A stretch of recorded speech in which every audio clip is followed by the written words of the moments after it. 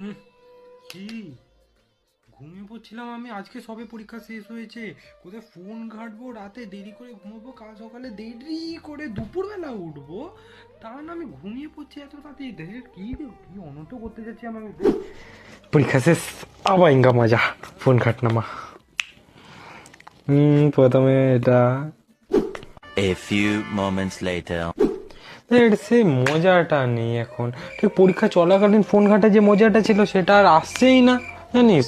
বিরক্ত লাগছে ফোনটা ঘাঁটতে, বড্ড বোরিং লাগছে। কিছুই নেই।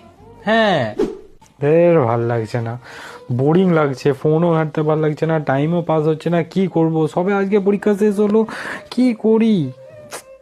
রাত হয়ে গেল, বাইরেও যেতে পারবো না। বই পড়বো? না না, আজ আবার কিসের বই, সবে পরীক্ষা দিয়ে উঠলাম, বইগুলো একটু রেস্ট নিক, কত আর আমায় দেখবে।